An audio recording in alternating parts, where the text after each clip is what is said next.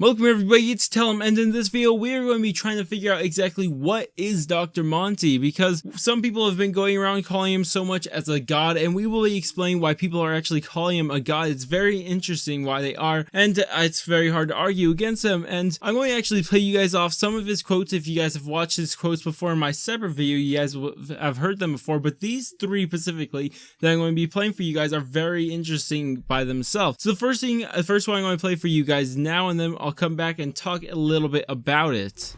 Alright, so you've got this universe, this big, changey, already volatile universe, and then you shatter it with a hammer, a metaphorical hammer, and it cracks and splinters into a million other universes, all coexisting at exactly the same time. Do you have any idea how difficult that is to keep track of? I may be omnipotent, but I can't be everywhere.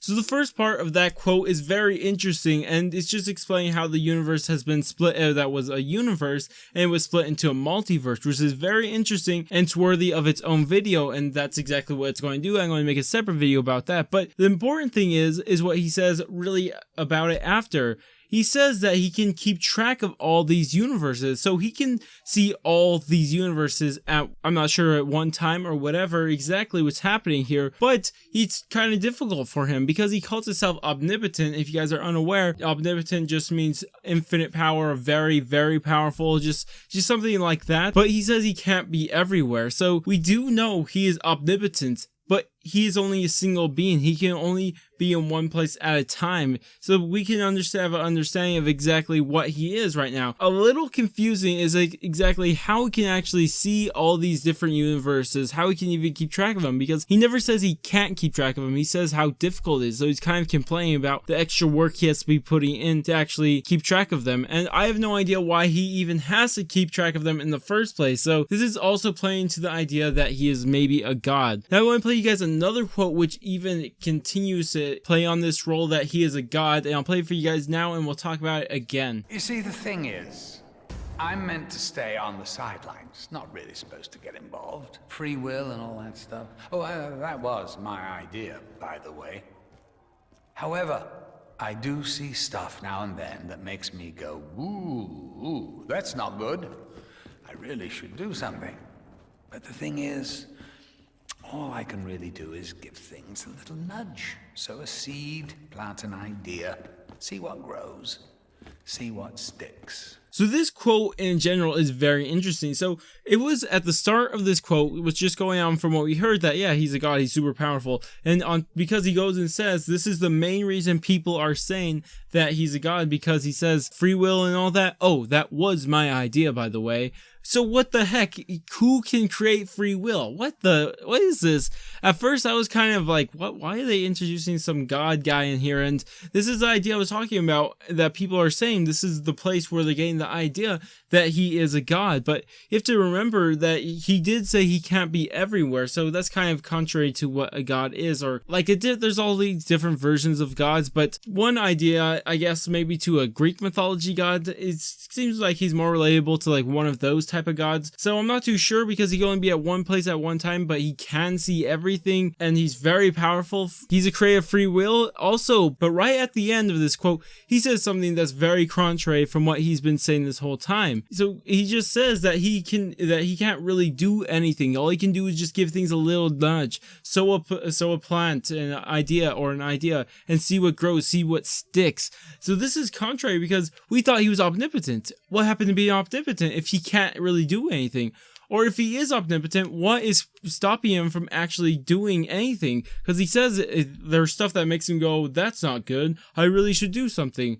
But he can't. Why can't he? This brings up such a question. And this is why I don't see him actually as a god character inside this, because he can't really do anything he really wants. There's something holding him back. I'm not too sure exactly what it is. So it makes me question exactly what he is exactly and what his powers actually are. Now, before we move on to the last quote, I want to actually read you guys off this quote, this cipher all the way from Shadows of Evil, and this one was found so long ago and you guys may remember it. So what it says, M is interested in these worthless beings. All his work will be undone. X.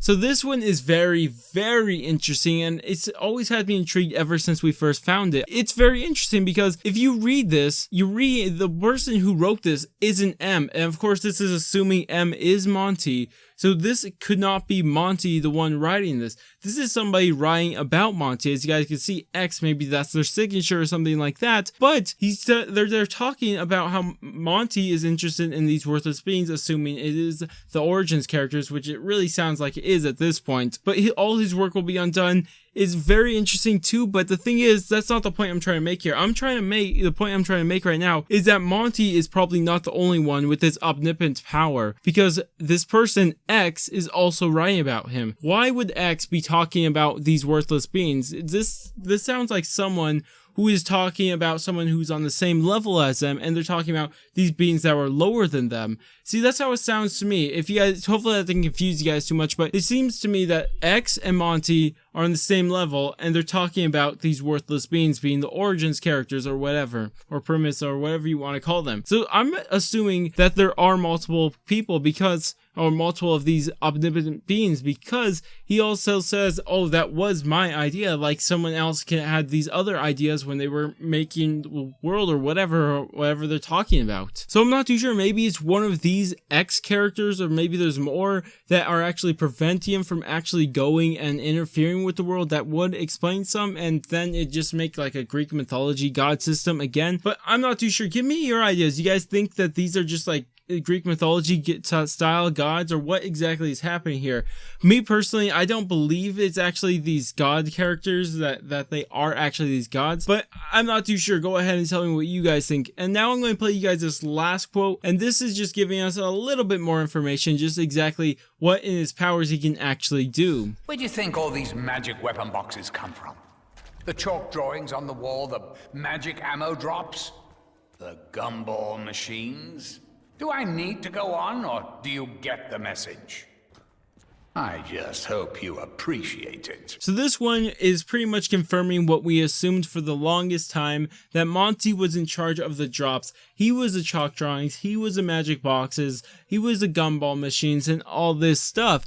So a lot of people can assume this for a while, and now that we actually have it confirmed. And what is interesting about this, I'm not going to go continue on this on this video, I'll probably make a separate video about this, is that exactly, if he's doing all these drops things, why were the drops inside Black Ops 1? Did he want Richtofen to enter the ether? Why was he helping the original crew? It would make sense why he's helping this crew now, because we're trying to set things right. But the original crew, what exactly? I don't know. It's a separate video, and I'll talk about it. Maybe I'll make one somewhere down the road, but for this is interesting. So he is the one giving all this power, or giving all these drops, but is this the limitations of his powers? Is this what he was talking about, his little nudge that he can do? This is really all he can do, just help people survive in this against the Horde? I'm not too sure, but tell me what you guys think. Do you guys think he's this all-powerful being? Do you guys actually think anything at all? Also, before I let you guys go, I want to give the idea of that maybe he could be possibly a keeper, but the problem with this, the keepers do seem like powerful beings, but why is he not like speaking in keeper, or like how any of the keepers, why haven't any of the other keepers actually spoken to us? Because we have some history on the keepers, and they just fought against the Apothicons. So I'm not too sure what was Monty doing this whole time. This is just a really big question. I don't think he's a keeper. I don't think he's an Apothicon. He's obviously not a human, because he wouldn't speak of humans like this. And on top of that, I don't think he's a god exactly. He could be something similar to a god. It does sound like he's had somewhat a hand in creation of this universe, or these universes. But either way, if you guys did find this enjoyable and informative at that, go ahead and thumbs up. If you guys want to stay tuned for more zombie storyline, more Gorod Krovi tutorials, Easter eggs, anything like that, or even DLC 4, which is going to be coming out within the next couple months. If you guys want to stay tuned for any of that, go ahead and subscribe. But I'm going to go, and I will catch you guys on my next video.